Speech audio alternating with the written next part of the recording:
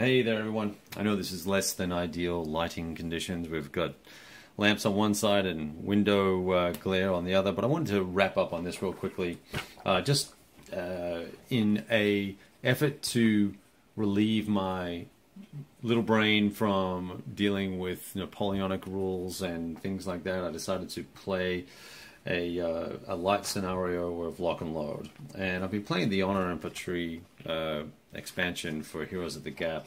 So it's a hypothetical World War III. This is a scenario called Relief, which is the second in a two-part scenario set.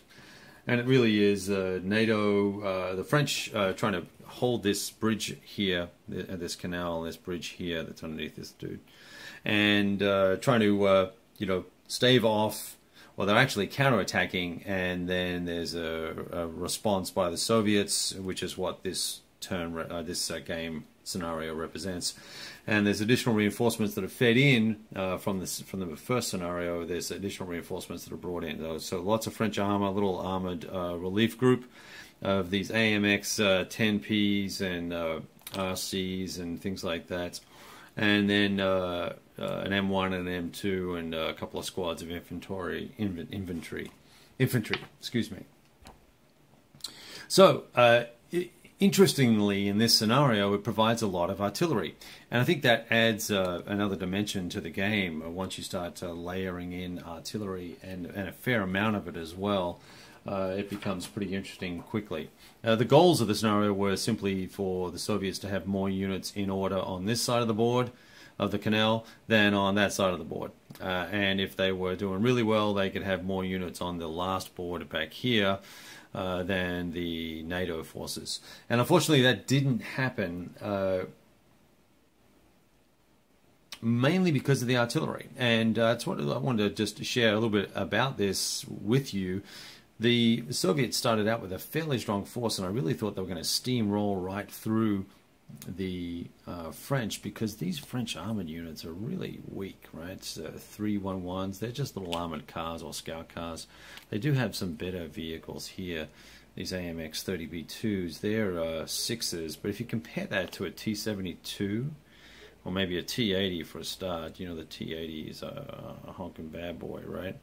That's a 12, 12, 13, and plus it's got the benefit that heat-based attacks are going to suffer -4 on the penetration rate. So the T-80 compares pretty nicely to the, not to the M2,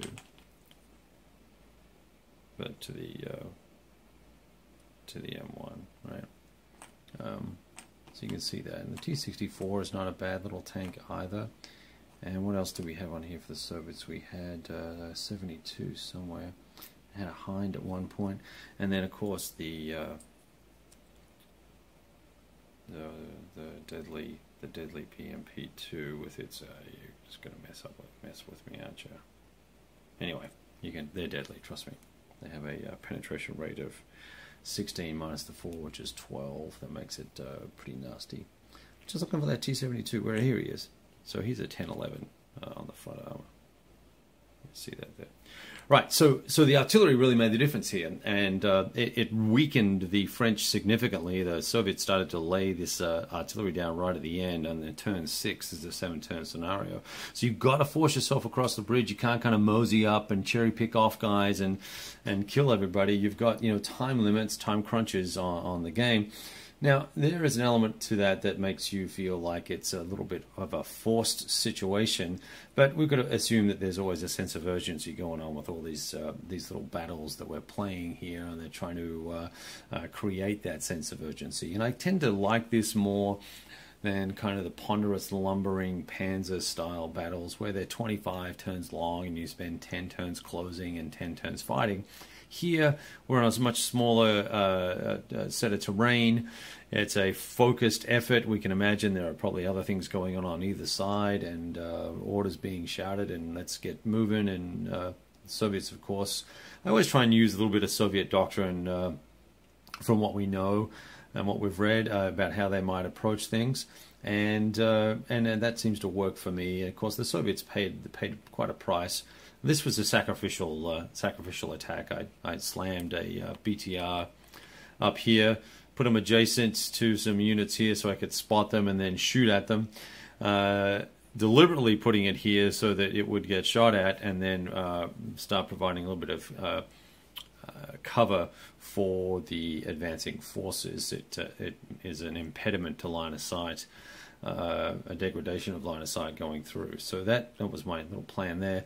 Tanks got beaten up pretty severely by these guys have great guns, right? They're a good gun. I can't even hold these dudes. Where is it? This dude has great guns. He gets he's got a 20mm cannon, a 105mm cannon, and he can just pound away there.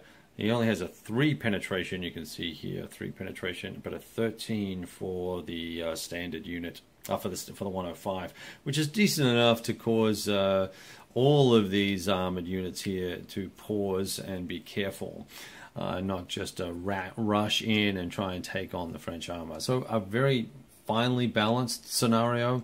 A lot of fun. There's a lot of units on the board, so it got a little messy, you know.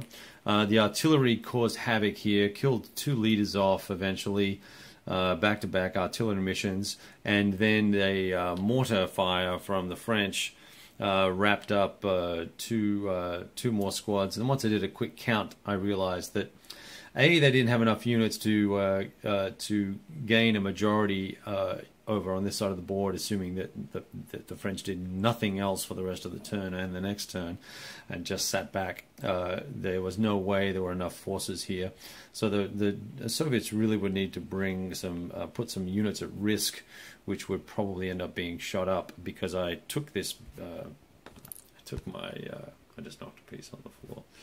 I took my M1, and I love doing this. It's one of my favorite little tactics when we play moderns.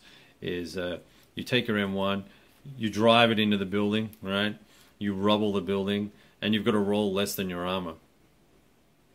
And I don't think it's less than your weakest armor. It's less than your armor rating, I believe. Now I'm thinking I better check that. Regardless, I rolled a 4, so I was good on that guy. But that's interesting. Now I'm going to check just right now. And just to wrap that up, indeed, you just roll against your armor, and there's no negative penalty there for you for driving into the building.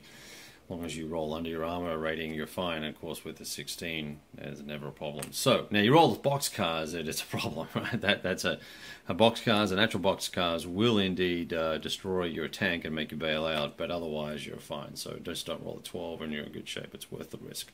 All right. Anyway, and we'll wrap that up, and we'll take it from there.